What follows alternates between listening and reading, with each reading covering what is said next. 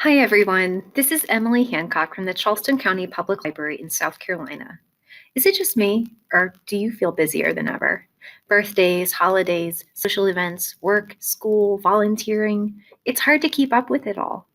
Lots of us are familiar with good old-fashioned paper and pen agendas, but we can also use digital versions of these tools. Many of them are out there, but this video is going to talk about the Google Calendar app today. All you need to get started is a Gmail address, which is free. Today, we're going to talk about the Google Calendar app rather than the desktop version, and that's simply because the Google Calendar desktop version is covered pretty thoroughly and well in lots of other videos that are available online to view for free. So I figured this one we would cover the app. I'm going to use the iOS device, an iPhone specifically, to do this. But if you use an Android device, I'm sure you'll be able to follow along as the steps are pretty similar and you'll have similar functionality as well. Before we get started, let's go over a quick agenda of what we're going to cover today. So today's video, we're going to go over how to search for and install the Google Calendar app on your iPhone. And then we'll also just take a brief look at what the user interface is like once you get in there and you've set up your account. Then we'll go over creating an event and inviting guests. And then we will also do editing an event and deleting one.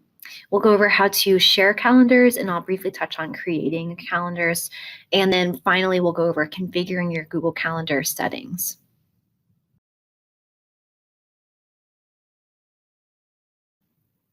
So here I am on the home screen of my iPhone. To get the app, I go to the App Store and I'll type a search for the Google Calendar app just by typing the word Google. And then if I type CAL, it tries to guess which app I'm looking for.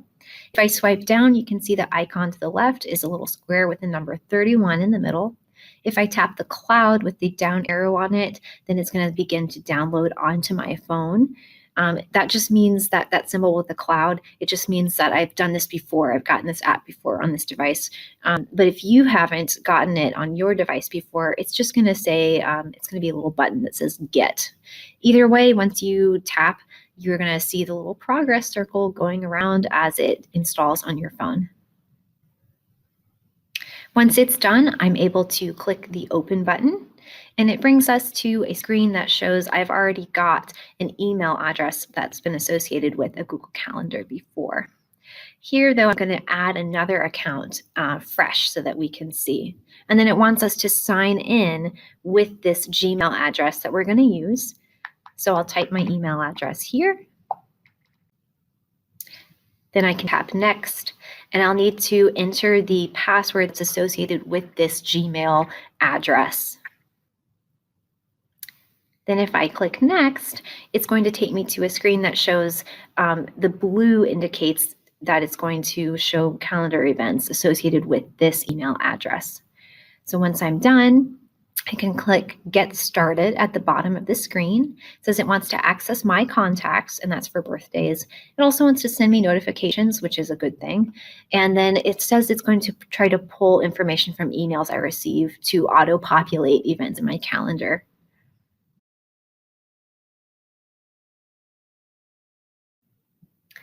So here I am. This is what it looks like when I set up my account for Google, and it shows me the default view. It mostly fills in holidays for me, and it'll fill in any events that I've already input on my Google Calendar from the desktop, for example.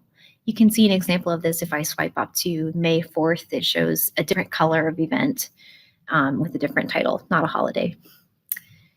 But I can change the calendar view a few ways. One way is to tap the top right square that looks like a little calendar, and it drops down the whole month of May view, just a little abbreviated view there. Or I can go to the left-hand tri-bar menu at the top, and I can choose the day view, which is going to show just a day that's hour by hour, just a single day there. I can choose the 3-day view, which again is hour by hour, but 3 days at a time.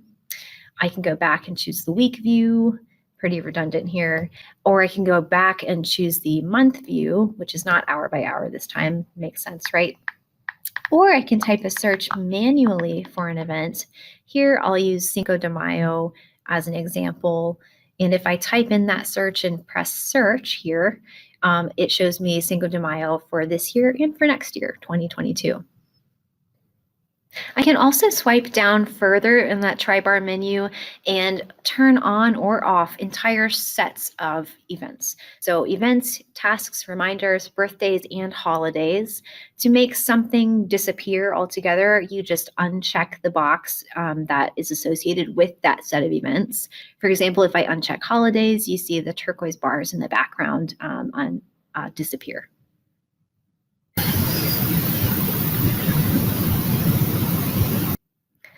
So if I want to create an event, I can tap on the plus sign in the bottom right-hand corner, and I just choose event. I'll start by typing in the event title, so the library virtual job fair. Next, I can choose the duration of the event. I can make that an all-day thing, or I can choose a custom start and end time. So the start time is the first one that's on top. It's going to begin at May 12th at 10 a.m. and then it's going to end at 3 p.m. the same day. But of course, if something is a multi-day event, then you can set it for all day and make the days consecutive. Next, I'm going to choose add people, which basically means to invite guests to an event. To do this, I can type in an email address, and notably, it doesn't have to be another Gmail address. So here I'm just going to use my work email, which ends in @ccpl.org.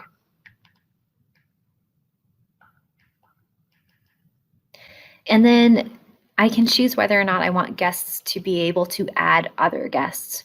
If the button at the bottom is blue, that means that they can, and if not, then it's gray. I can also add a video conference link for Google Meet. I'm going to skip this time. Or I can add location just for kicks. Let's do this even though it's virtual. So it wants to auto-populate my current address, which is the library downtown, 68 Calhoun Street. If I hit done, it takes me to a little Google Map preview. Next, let's look at notifications that I'll get before the event occurs. Automatically, I'll get one 30 minutes beforehand. So at 9:30 a.m. on May 12th, I'll be notified, a reminder basically. But I can also set a custom notification by swiping around. Let's do 2 days before the event.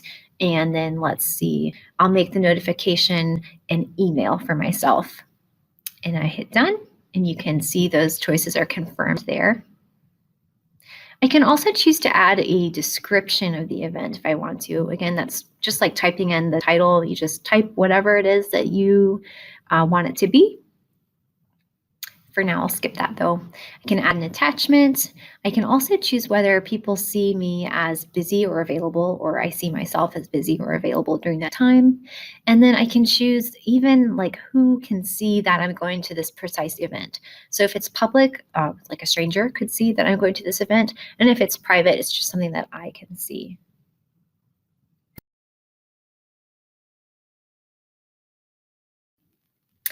Things change sometimes and we need to modify event dates and times. So if I want to do that, I can just choose the event in question I'd like to change, and then I tap the pencil icon in the top right corner. Here it takes me back into that editing mode and I can change whatever I please. Or if I want to get rid of this event altogether, I tap on the tri-dot menu next to the pencil icon, and there's a little delete option there at the bottom. Now, if I tap that, it doesn't just trash it right off, which is a saving grace in case I have fast fingers. But if you do want to get rid of it, you just hit delete.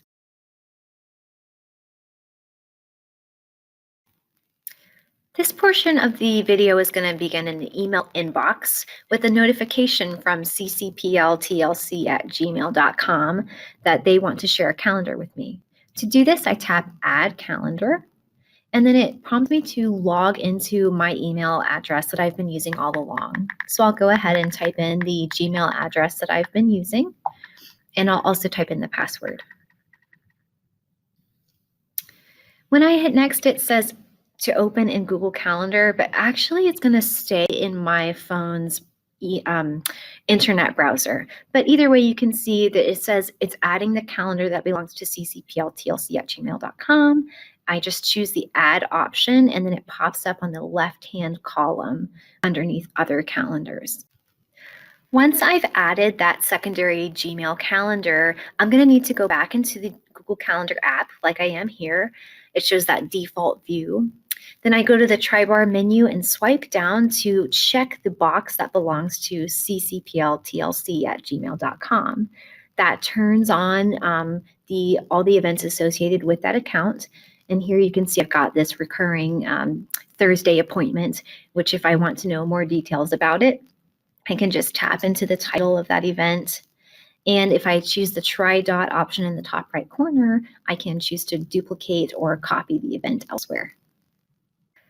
One thing I did want to note quickly about adding and sharing calendars using the Google Calendar app is that it's actually not possible at this current moment to create a new calendar using the app. You have to do it on the desktop version on your desktop computer or your laptop. So that's just something to keep in mind.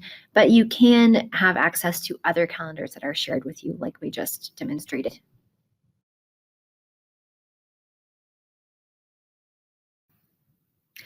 To change the Google Calendar settings, we'll go to the try-bar menu in the top left corner and then swipe down to the settings icon at the bottom. We have lots of different things that we can change here, but we'll start at the top with the general settings. If you tap into that, you can change things like what day of the week your calendar starts on, and you can change the time zone. You can pretty much turn off and on all those things by using the gray and blue buttons there. You can also turn off the events from Gmail. That's automatically on to auto-populate events that Gmail senses based on emails that you receive in your inbox, like flight schedules. Another good thing to change is like the colors associated with whole sets of events. So let's change the CCPL TLC email address. Let's change all those events from cobalt blue to tomato red, for example. So now those are going to be a little more distinct in the Google Calendar app. Can also set default notifications to change to be like an hour before, for example. Next, a good thing might be to change whether or not all of your Google Contacts birthdays are set to give you reminders about their birthdays. You might not be on happy birthday terms with everybody that's in your phone, right? The last thing that you want to look at is the Manage Accounts option. So here you can add and remove and edit details about Gmail addresses that are associated with this Google Calendar app. Well, that wraps up everything for this video tutorial. If you think of any other questions related to Google Calendar or any technology issues whatsoever, you can always contact the tech team at 843-805-6885, or you can send us an email at techteam@ccpl.org. Thank you, and I'll see you in the library.